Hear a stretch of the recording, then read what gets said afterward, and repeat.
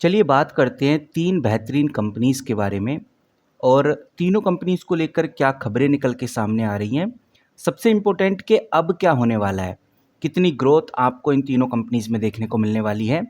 आपको बताना चाहूँगा आज हम डिस्कस करेंगे garden ship builder and engineer limited की। ये 1 महीने में लगभग 27 से 28% तक भागता हुआ नज़र आया है। हम बात करेंगे कोचिंग शिपयार्ड की। ये भी लगभग 23% की ग्रोथ कर चुका है 1 महीने के अंदर। तो जानेंगे कि अब आगे कितनी ग्रोथ हो सकती है, क्या वो बातें हैं जो ध्यान रखकर चलनी है। वहीं आज इस वीडियो के अंदर हम मझगांव डॉक शिप बिल्डर को लेकर जो भी खबरें हैं, जो खबरें आपको पता होनी चाहिए, क्योंकि इन खबरों के चलते हुए ही इन कंपनीज़ में तेज़ी आएगी।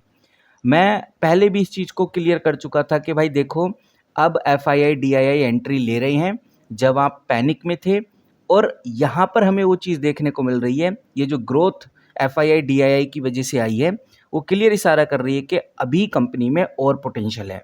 तो आगे बढ़ने से पहले मैं आपके सामने पहले एक बड़ी खबर रख देता हूँ, क्योंकि इस खबर के चलते हुए ही आपको क्लियरिटी मिलेगी कि हाँ, वाकई में डिफेंस बिल्डिंग सेक्टर में कुछ तो बड़ा होने वाला है। यहाँ पर आप देखिए, मैंने एक आर्टिकल खोला हुआ है। ये आर्टिकल है बिजनेस लाइन का, और ये आर्टिकल पब्लिश किया गया था 21 अप्रैल 2026 को।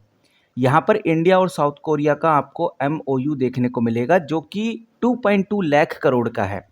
अब सवाल यह आता है कि बेसिकली इस MOU में होने क्या वाला है।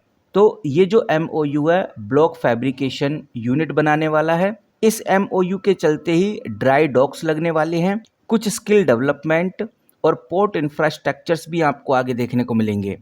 और इंडिया ने ये भी आगे का अनाउंसमेंट कर दिया है कि अभी यानी 2026 और 2027 में हम 400 वेसल्स प्रोक्यू करने का प्लान कर रहे हैं, जिससे ये जो शिप बिल्डिंग सेक्टर है, इसमें 2.2 लाख करोड़ का अच्छा खासा मैरीटाइम पुश मिलेगा।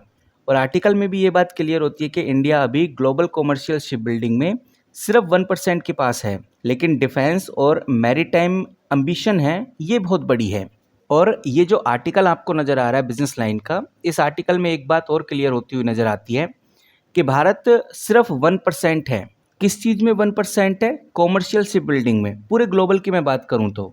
और वहीं दूसरी ओर भारत डिफेंस और मैरीटाइम एम्बिशन के अंदर काफ़ी पॉपुलर है और तीसरे चौथे नंबर पे आ जाता है। और ये तीनों कंपनीज डिफेंस शिप बिल्डिंग में ही अपनी जगह बना चुकी हैं। ओवरऑल कहने का मतलब ये है कि ये जो Mazagon dock ship builder company है, या ये जो गार्डन शिप बिल्डर कंपनी है, या फिर ये जो कोचिंग शिपयार्ड कंपनी है, ये तीनों ही कंपनी अब फोकस में रहेंगी। इन तीनों कंपनीज का फोकस और तेजी से बढ़ेगा, बिकॉज अब बातें हो रही हैं डिफेंस प्लस कॉमर्शियल वेसल्स बनाने की। फिलहाल गाइज आगे तो हम बढ़ेंगे, आगे तो और चीज़ें डिस्कस करेंगे, लेकिन मैं एक बात और क्लियर करना चाहूँगा कि अब इन्वेस्टर किस खबर का इंतजार कर रहे हैं। कौन सी वो खबर है? अगर आप इन तीनों कंपनी में से किसी भी कंपनी में हैं, किसी भी कंपनी के शेयर आपने लिए हुए हैं, तो आपको ये खबर जरूर पता होनी चाहिए। इन खबरों का इंतजार हर कोई कर रहा है। पहली खबर का इंतजार तो कोचिंग शिपयार्ड को लेकर है। एक जॉइंट वेंचर अनाउंसमेंट कभी भी हो सकता है। ये joint venture HD Hyundai coaching shipyard के नाम से जाना जाएगा, जिसमें ब्लॉक फैब्रिकेशन की डील फाइनल होने वाली है। तो सबसे ज़्यादा इंतजार इसी खबर का इन्वेस्टर्स के द्वारा किया जा रहा है। और अगर हम कोचिंग शिपयार्ड के करंट प्राइस की बात करें तो 1564 का इस कंपनी का करंट प्राइस है।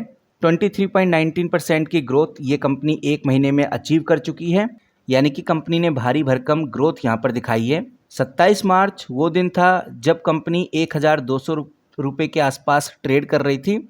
उसके बाद कंपनी ने रफ्तार पकड़ी और 1563 पे आज आपको देखने को मिल रही है। बाकी गाइज अगर आप इस कंपनी का PE रेशो चेक करेंगे तो 56 आपको नजर आएगा। नो डाउट PE के हिसाब से ये कंपनी थोड़ा हॉट यानी थोड़ा महंगा जरूर है, लेकिन ये बात ध्यान रखकर चलिए, जब तक ऑर्डर का फ्लो इसी तरह से बना रहेगा तो मार्केट इस कंपनी को प्रीमियम इसी तरह से देता रहेगा। वहीं गाइस कोचिंग शिपयार्ड को लेकर ये बात आपको ध्यान रखकर चलनी है, जो डिफेंस मिनिस्ट्री है, डिफेंस मिनिस्ट्री के अंदर नए एयरक्राफ्ट कैरियर को लेकर फाइल तेजी से आगे बढ़ रही है, और मार्केट को इस बात का अंदाजा है कि इसका बड़ा पोर्शन कोचिंग शिपयार्ड के हाथ में लगेगा। यानी कोचिंग शिपयार्ड को लेकर एक और जबरदस्त खबर आपको जल्द ही देखने को मिलने वाली है।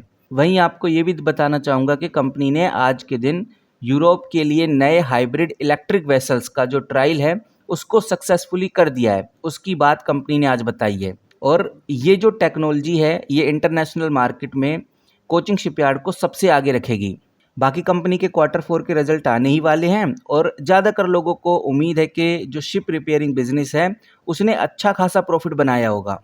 अब यहाँ पर बात करते हैं इन्वेस्टर्स की, और सबसे इम्पोर्टेंट बात यह है कि कंपनी 1 महीने में लगभग 22% तक ग्रो हो चुकी है। अब सवाल ये आता है, क्या ये कंपनी आगे भी ग्रो होने वाली है? आपके मन में क्वेश्चन आ रहा होगा कि भाई ये इतना भाग गया है, क्या अब ये गिरेगा? तो मैं यहाँ पर एक ही आंसर आपको करना चाहूँगा। ये बात आपको समझनी चाहिए, जब कंपनी नए हाइस पे होता है यानी अनचार्टेड टेरिटरी पे जब कंपनी आ जाती है तो थोड़ी थोड़ी प्रॉफिट बुकिंग लेना तो लाजमी है। लेकिन ये जो कोचिंग शिपयार्ड कंपनी है, इस कंपनी के साथ प्रॉब्लम है ट्रेंड, और ट्रेंड इतना मजबूत है इस कंपनी को लेकर के हर छोटी छोटी गिरावट में बड़ी क्वांटिटी बाय की जा रही है, यानी बाय ऑन डिप चल रहा है। बाकी अगर आप नीचे से होल्ड कर रहे हैं तो एक स्ट्रिक्ट स्टॉप लॉस आपका होना चाहिए जो कि 1480 का है। बाकी नई एंट्री के लिए थोड़ा वेट करना ही बेहतर होगा, या फिर बहुत छोटी सी क्वांटिटी आप ऐड कर सकते हो। बाकी गाइज ये बात हमें बिल्कुल नहीं भूलनी चाहिए कि कोचिंग शिपयार्ड सिर्फ शिप बनाने का काम नहीं करती। ये कंपनी ने जब से शिप रिपेयरिंग को एक नेक्स्ट लेवल पे ले जाना शुरू किया है, इसमें काफ़ी बढ़त करना शुरू की है, तब से कंपनी में एक अच्छी ग्रोथ देखने को मिल रही है। बाकी कोचिंग शिपयार्ड अभी भी गोल्डन एरा में है। 1200 से लेकर 1500 तक ये कंपनी आ चुकी है। नाउ अब हम बढ़ते हैं अगली कंपनी यानी कि गार्डनरिच शिप बिल्डर की तरफ। गार्डनरिच शिप बिल्डर को अगर आप ध्यान से ऑब्जर्व करेंगे तो 2728 रुपीज़ पे ट्रेड होती हुई नजर आ रही है, और लगभग 27% की ग्रोथ इस कंपनी ने सिर्फ एक महीने में की है। 27 मार्च को ये कंपनी लगभग 2000 रुपये की थी, और वहाँ से इस कंपनी ने एक अच्छी रिकवरी दिखाई है, और कंपनी ने अपने पिछले हफ्ते में जो रेजिस्टेंस कंपनी का था उसको भी ब्रेक कर दिया। अब नए हाईस कंपनी बना रही है, और इस कंपनी का अगर आप पीई चेक करेंगे तो 45 है, जो कि काफ़ी इंटरेस्टिंग है, क्योंकि ऐसा मैं इसलिए बोल रहा हूँ, इतना भागने के बावजूद भी इसका पीई कोचिंग शिपयार्ड से सस्ता है, और इसीलिए इन्वेस्टर इसमें ज़्यादा वैल्यू देख रहे हैं। वहीं गार्डनरिच शिप बिल्डर की एक खासियत ये भी है कि अभी कंपनी ने हाल ही में कुछ टाइप्स अनाउंसमेंट किए हैं, और ये जो टाइप्स कंपनी ने किए हैं ये इंटरनेशनल कंपनीज के साथ किए हैं। अब यहाँ पर गार्डनरिच शिप बिल्डर ने ये भी बताया है कि वो इलेक्ट्रिक कार्टमानर्स बनाने जा रही है जो कि इको फ्रेंडली वेसल्स हैं। अब देखते हैं कि कंपनी इस चीज़ को, इस टाइप को आगे कंटिन्यू करती है या फिर नहीं। फिलहाल इसकी अनाउंसमेंट हमें मार्केट में देखने को मिल रही है। वहीं मैं ये भी बताना चाहूँगा, जो डिफेंस मिनिस्ट्री है, डिफेंस मिनिस्ट्री ने एक डाटा निकाला है। उस डेटा के मुताबिक गार्डनरिच शिप बिल्डर का जो ऑर्डर कंप्लाइंस होता है वो रेट बाकी शिपयार्ड कंपनी से काफ़ी फास्ट चल रहा है। इससे गार्डनरिच शिप बिल्डर को जल्द ही बोनस पेमेंट मिलने की भी बड़ी उम्मीद देखने को मिल रही है। बाकी एक न्यूज़ और है जो गार्डनरिच शिप बिल्डर को लेकर ही है, और ये न्यूज़ मार्केट में काफ़ी ज़्यादा गर्म भी है। देखने में आ रहा है कि जो साउथ अमेरिका है और जो अफ्रीका के देश हैं, यहाँ से नए पोर्टल वेसल्स के लिए एडवांस स्टेज पर काफ़ी इंपॉर्टेंट बातचीत हो रही है। अब देखते हैं कि बातचीत में क्या रिजल्ट निकल के आता है, क्या गार्डनरिच शिप बिल्डर को एक बड़ा ऑर्डर हाथ में लगेगा या फिर नहीं। अब सबसे बड़ी कन्फ्यूजन मार्केट में ये है गार्डनरिच शिप बिल्डर को लेकर कि भाई ये कंपनी एक महीने में 27 से 28% ग्रो कर चुकी है, तो अब अगर एंट्री ली जाए तो क्या आप टॉप पर खरीद कर फंस तो नहीं जाओगे? तो मैं आपको बताना चाहूँगा, देखिए ये जो मोमेंटम हमें देखने को मिल रहा है ये काफ़ी स्ट्रॉन्ग है, लेकिन जो RSI इंडिकेटर है वो साफ इशारा करता है कि कंपनी ओवरबॉट जोन में है। इसका मतलब साफ है कि यहाँ से एक छोटी सी प्रॉफिट बुकिंग लगभग 3 से 5% का डिप आपको आसानी से जल्द ही देखने को मिलने वाला है। बाकी नई एंट्री के लिए आपको वेट करना ही पड़ेगा, जब तक ये कंपनी 2750 तक नहीं चली जाती तब तक आपको यहाँ पर वेट करना है नई एंट्री के लिए। वही मैं आपको ये बताना चाहूँगा, ये जो गार्डनरिच शिप बिल्डर कंपनी है सिर्फ इसने एक महीने के अंदर Cochin shipyard, Mazagon dock ship builders दोनों कंपनीज के रिटर्न के मामले में गार्डनरिच शिप बिल्डर ने इनको काफ़ी पीछे छोड़ दिया है। बाकी ये जो गार्डनरिच शिप बिल्डर कंपनी है, अगर आप इस कंपनी का मार्केट कैप देखेंगे तो Mazagon dock ship builder Cochin shipyard से सस्ता है, इसीलिए ये कंपनी तेजी से मूव कर पा रही है। तो अब देखते हैं कि भाई आगे क्या सिचुएशन हमें देखने को मिलती है। नाउ अब बढ़ते हैं अगली कंपनी की तरफ यानी कि Mazagon dock ship builder. Mazagon dock ship builder मैंने स्क्रीन पे खोला हुआ है। ये कंपनी 2669 रुपीज़ के आसपास ट्रेड होती हुई नज़र आ रही है। ये कंपनी भी एक महीने में लगभग 20% तक भागती हुई नजर आई, और अगर आप इस कंपनी का पीई रेशो देखेंगे तो 44 के आसपास आपको देखने को मिलेगा।